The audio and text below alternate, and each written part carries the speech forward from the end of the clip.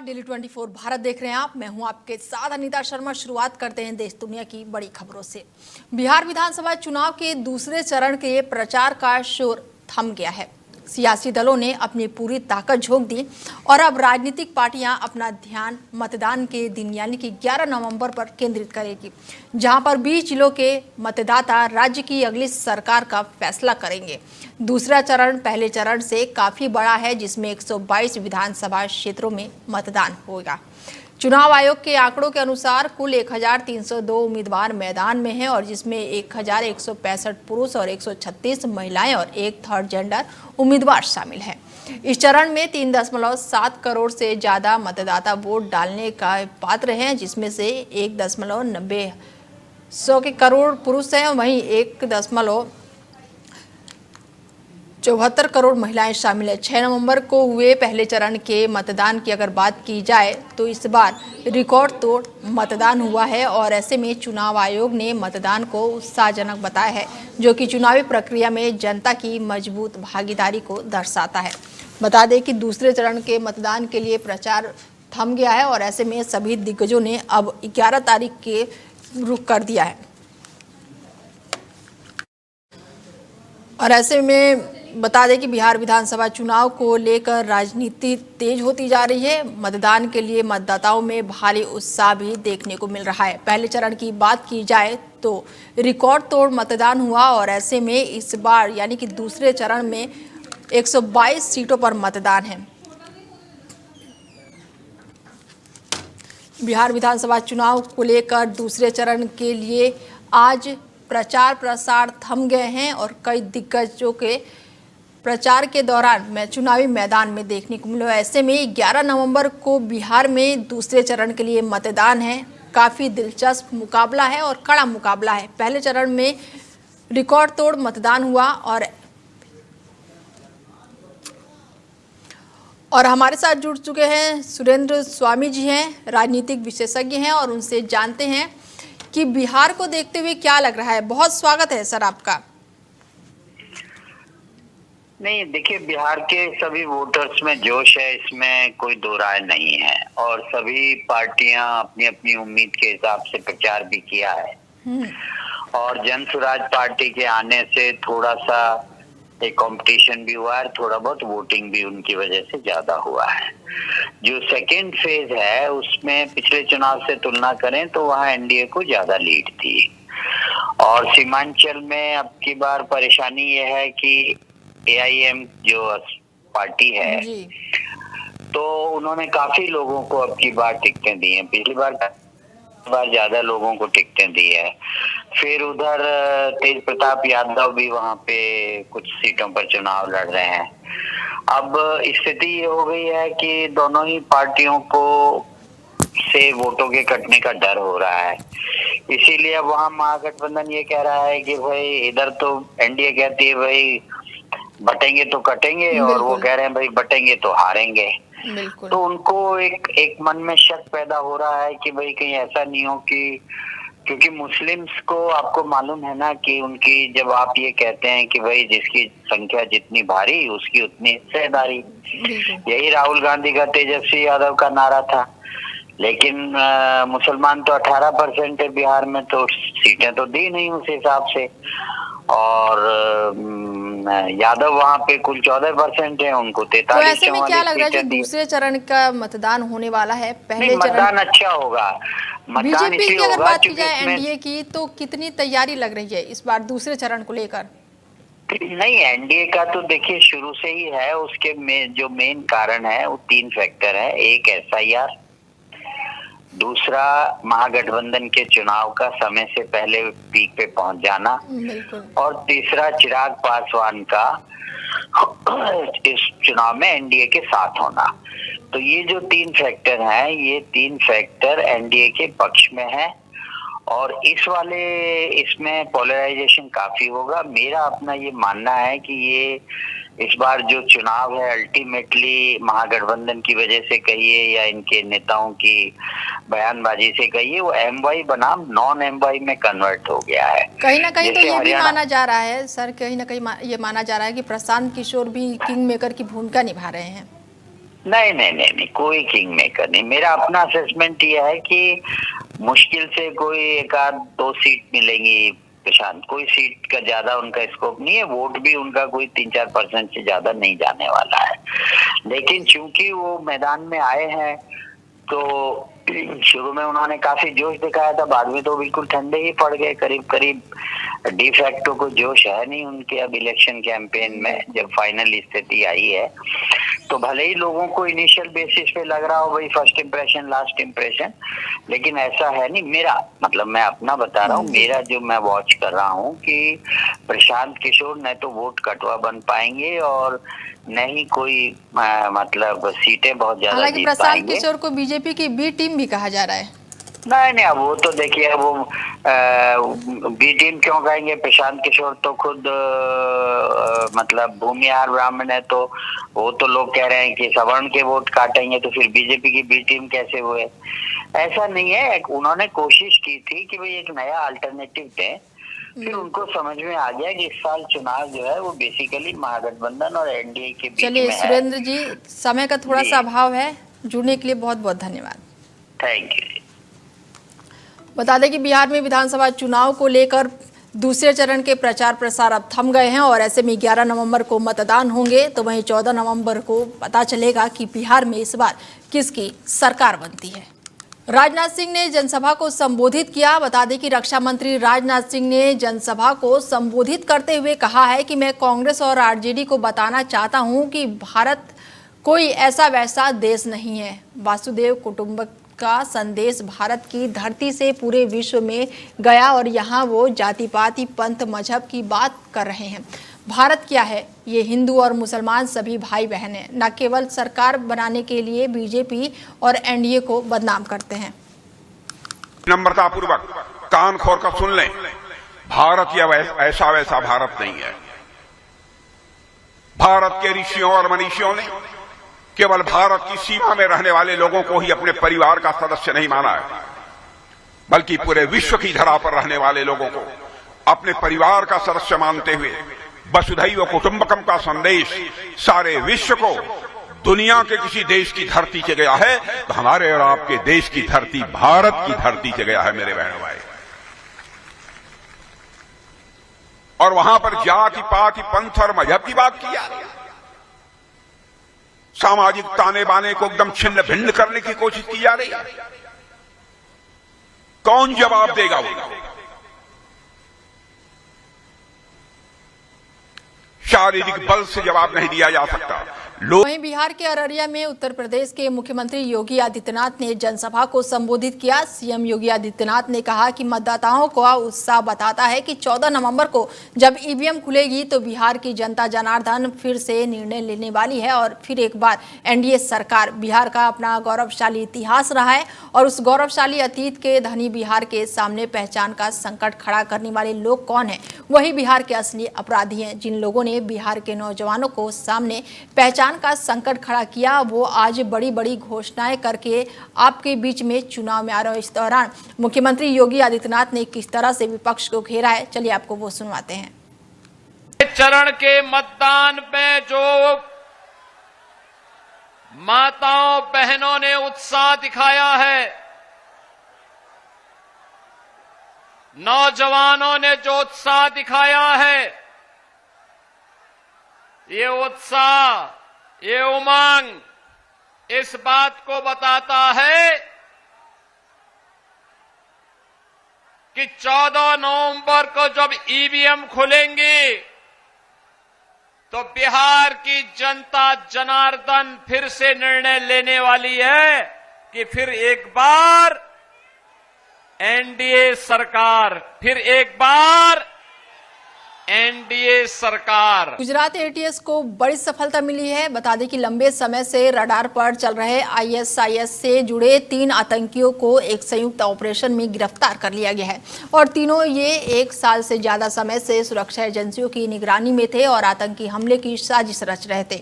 ये तीनों आतंकी आईएसआईएस से जुड़े 2 अलग अलग मॉड्यूल का हिस्सा बताए जा रहे हैं और गुजरात एटीएस पिछले 1 साल से ज्यादा समय से इन पर नजर बनाए हुए थी और इन्हें ट्रैक कर रही थी। ये तीनों तीनों आरोपी हथियार बदलने के लिए गुजरात पहुंचे थे। एजेंसियों को इनकी मूवमेंट और प्लान की सूचना पहले से मिली थी, जिसके बाद से बड़ी कार्रवाई करते हुए तीनों को गिरफ्तार किया गया है। जम्मू कश्मीर में आतंकवाद का समर्थन करने वालों की शामत आ गई है। लगातार दूसरे दिन आतंकवादियों की मदद करने वाले ओवरग्राउंड वर्कर्स के खिलाफ सर्च ऑपरेशन चलाया गया और ये ऑपरेशन घाटी के 5 जिलों पुलवामा, शोपियां, श्रीनगर, बारामूला और कुलगाम में जम्मू कश्मीर पुलिस की काउंटर एजेंसियों विंग और साथ ही पुलिस द्वारा चलाई जा रही है। सर्च टीम को बड़ी सफलता मिली है।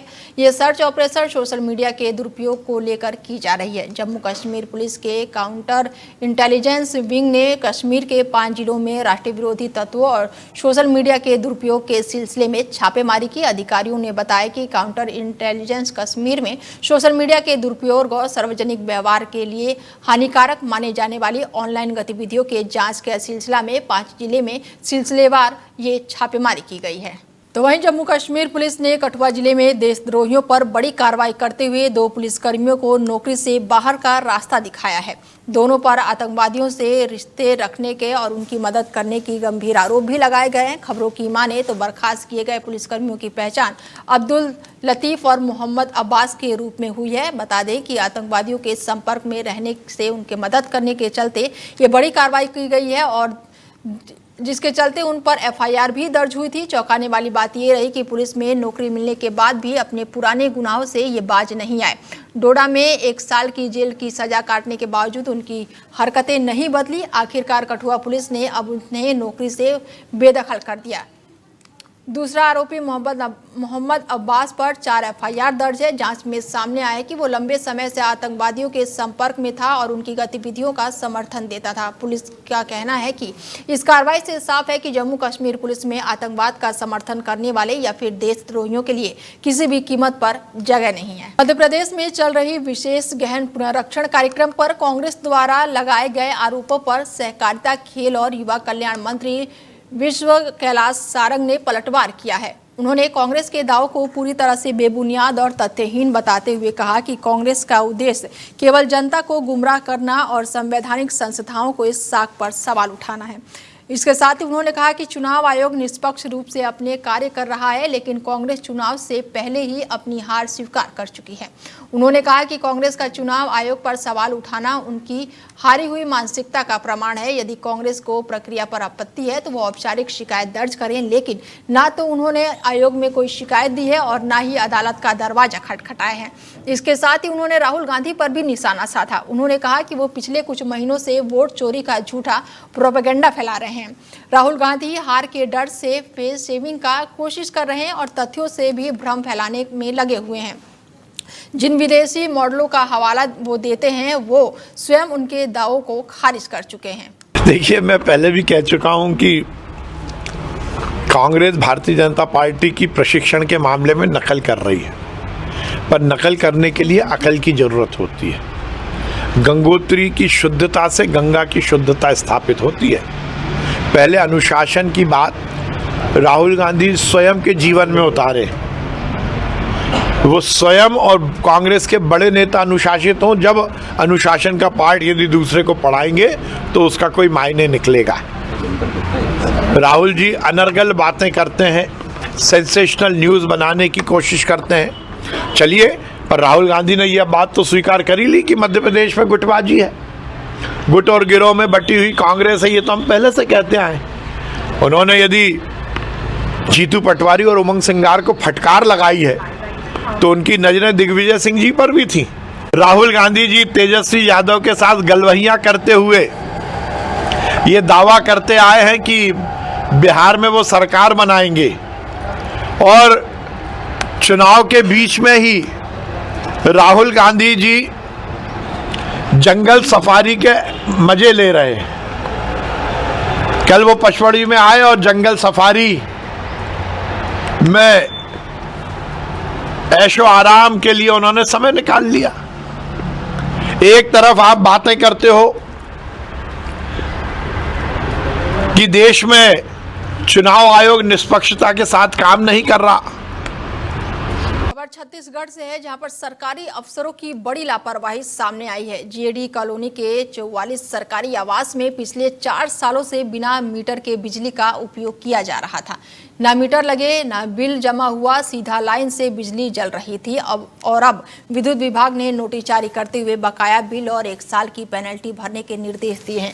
वहीं बिल न भरने पर कनेक्शन काटने की चेतावनी दी गई है। स्थानीय लोग सवाल उठा रहे हैं कि आम जनता पर सख्ती और अधिकारियों पर नरमी क्यों। देखिए क्या है, भारतीय जनता पार्टी की सरकार है और सुशासन की सरकार है। यहाँ पे अधिकारी के लिए अलग नियम और आम नागरिकों के लिए अलग नियम, ऐसा कुछ नहीं है। यदि ऐसा कुछ है तो निश्चित रूप से विभाग को अवगत कराएंगे और उन लोगों के घरों में भी बिजली लगेगी, चाहे वो सरकारी कर्मचारी अधिकारी क्यों ना हो। सबके लिए समान नियम कानून है और सभी के घर में बिजली का बिल जाएगा, चाहे वह किसान हो चाहे वह कर्मचारी हो। जैजपुर के सरकारी कॉलोनी में चोरी की बिजली से वहाँ के कर्मचारी रह रहे हैं, क्या बोलेंगे? ये बिल्कुल यह कथन सत्य होता है कि दिया तले अंधेरा। बगल में बिजली विभाग की ऑफिस है, बिजली विभाग वहीं से संचालित होती है और बिजली विभाग के कुछ कर्मचारी भी उस आवास में रहते हैं। ऐसे में एक गरीब आदमी के घर का मीटर 1500 से 2000 का बिजली बिल आ रहा है और ये वहीं अगर देखा जाए तो जो सरकार के नुमाइंदे हैं वो मुफ्त में बिजली की चोरी करके सरकार को लाखों का हर महीने चूना लगा रहे हैं और विभाग आंख मूंद के बैठे। छत्तीसगढ़ के धमतरी में एक शर्मनाक मामला सामने आया है, जहां पर नौकरी के बदले शारीरिक संबंध की मांग करने वाला आरोपी जेल पहुंच गया है। जिला अस्पताल में जीवनदीप समिति के वार्ड बॉय राहुल ने वार्ड आए पद के लिए आवेदन करने वाली महिला से अशोभनीय मांग की। विरोध करने पर आरोपी ने अभद्र व्यवहार किया। पीड़ित की शिकायत पर पुलिस ने जाँच के बाद आरोपी को गिरफ्तार कर जेल भेज दिया। कुछ कार्रवाई हुई सर? अभी कुछ समय से मीडिया के माध्यम से और अन्य माध्यमों से हमें पता चल रहा था कि एक प्रार्थी के द्वारा जीवनदीप समिति में नौकरी लगाने के नाम पर अश्लील गतिविधियां मांग की शिकायत दर्ज कराई गई थी। किंतु जैसे ही हमको शिकायत प्राप्त हुआ है, हमने उसमें अपराध पंजीबद्ध किया है और अपराध पंजीबद्ध कर आरोपी गिरफ्तार कर नियमानुसार कार्रवाई की। सर आरोपी गिरफ्तार कर लिया गया? आरोपी गिरफ्तार। सर उनके द्वारा क्या कहा गया था उनसे कुछ? जो हम लोगों ने हमारे पास जब आवेदन मेरे माध्यम से प्रार्थियों के द्वारा अलग अलग जगह पर आवेदन किया गया था, डायरेक्ट पुलिस के पास आवेदन उनके द्वारा नहीं किया गया था। जब आवेदन पुलिस को प्राप्त हुई तब हमने प्रार्थियों का कथन लिया है। प्रार्थियों के कथन के आधार पर जीवनदीप समिति में जो वार्ड आया उसमें नौकरी लगाने के नाम पर अनुचित मांग की गई थी और उस मांग के आधार पर हमने नियमानुसार संबंधित थानाओं में। कांग्रेस सांसद शशि थरूर एक बार फिर अपने बयानों को लेकर सुर्खियों में हैं और इस बार उन्होंने बीजेपी के वरिष्ठ नेता और पूर्व उप प्रधानमंत्री लालकृष्ण आडवाणी की राजनीतिक विरासत का बचाव किया है। शशि थरूर का कहना है कि जैसे जवाहरलाल नेहरू और इंदिरा गांधी के लंबे सार्वजनिक जीवन को केवल एक घटना से नहीं आंका जा सकता, वैसे ही अडानी के दर्शकों के राजनीतिक योगदान को भी एक प्रकरण के आधार पर सीमित करना अनुचित है। शशि थरूर ने सोशल मीडिया प्लेटफॉर्म एक्स पर लिखा कि अडानी के लंबे सार्वजनिक जीवन को सिर्फ एक घटना से जोड़कर देखना सही नहीं है। उन्होंने कहा कि उनकी लंबी सेवा को एक ही घटना तक सीमित करना गलत है। जैसे नेहरू जी का करियर सिर्फ चीन युद्ध की हार से नहीं परिभाषित होता, अब ना ही इंदिरा गांधी का करियर सिर्फ आपातकाल से, वैसे ही अडानी जी को भी न्याय मिलना चाहिए। शशि थरूर के इस ट्वीट के बाद से सोशल मीडिया पर कई लोगों ने उनकी आलोचना भी की है। कुछ ने तो उन पर आरोप लगाया कि वो आडवाणी की राजनीति के विवादित पहलुओं को सफेद दिखाने की कोशिश कर रहे हैं। सुप्रीम कोर्ट के अधिवक्ता संजय ने कड़ा रुख अपनाया और उन्होंने जवाब दिया कि इस देश में नफरत का बीज बोना सार्वजनिक सेवा नहीं है। गौरतलब है कि आडवाणी की रथ यात्रा सोमनाथ से शुरू हुई थी और बिहार में तत्कालीन मुख्यमंत्री लालू प्रसाद यादव ने उन्हें रोका था और ये यात्रा दिसंबर 1992 में बाबरी मस्जिद ढहाए जाने के पहले के माहौल को तैयार करने वाली बड़ी घटना मानी जाती है। बिहार में विधानसभा चुनाव प्रचार का आज अंतिम दिन रहा और मोतिहारी से बड़ी खबर सामने आई, जहां पर पवन सिंह के कार्यक्रम में पंडाल ही टूट गया। मधुबनी के पकड़ी दयाल में ये पंडाल बनाया गया था। बताया जा रहा है कि जरूरत से ज्यादा क्षमता से ज्यादा लोग पहुंच गए, जिसके बाद ये मंच दबाव बर्दाश्त नहीं कर पाया और मंच टूट गया।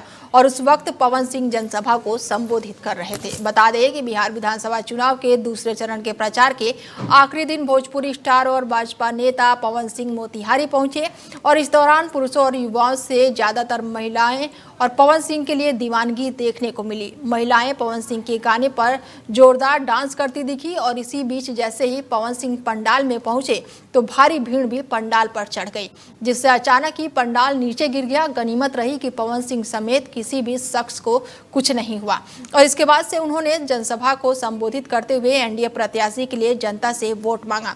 बिहार विधानसभा चुनाव 2025 को लेकर भोजपुरी के पावर स्टार और बीजेपी नेता पवन सिंह पूर्वी चंपारण के मधुबन विधानसभा के पकड़ी दयाल पहुंचे, जहां काफी संख्या में समर्थक उनका इंतजार कर रहे थे। और इस दौरान महिलाओं की टोली का अजब गजब अंदाज भी देखने को मिला। महिलाएं पवन सिंह के गाने गाकर जोरदार डांस करती रहीं और घरों की छतों पर और पंडालों के ऊपर भी लोग चढ़कर पवन सिंह को देखने के लिए बेताब दिखे। और इसी बीच पवन सिंह जैसे ही भाषण देना शुरू किए तभी पंडाल पर ज्यादा लोगों के चढ़ने के कारण वो धराशायी हो गया। गनीमत रही कि कोई भी अप्रिय घटना नहीं घटी, जिसके बाद पवन सिंह ने एनडीए प्रत्याशी को जिताने की अपील करते हुए एनडीए की सरकार गरीबों की सरकार का बयान दिया। तो वहीं सभी वर्गों के लिए काम करेगी एनडीए। पवन सिंह ने अपनी मां को भी याद करते हुए कहा कि आज हम जो कुछ भी हैं अपनी मां और जनता जनार्दन के बदौलत है, इसीलिए सभी लोग एनडीए को वोट करें और बिहार में एक बार फिर सरकार बनाएं। फिलहाल बुलेटिन में मेरे साथ इतना ही। दीजिए इजाजत, नमस्कार। सत्ता की हर चाल पर हमारी नजर, जनता की आवाज सबसे पहले, सच की पड़ताल करेंगे हम। क्या छपा क्या छिपा, राजनीति के खेल का पर्दाफाश, जहां राजनीति को परखा जाता है जनता की कसौटी। राष्ट्रहित है हमारी प्राथमिकता, जहां बॉलीवुड की चमक भी सच्चाई से टकराती है। भारत पर।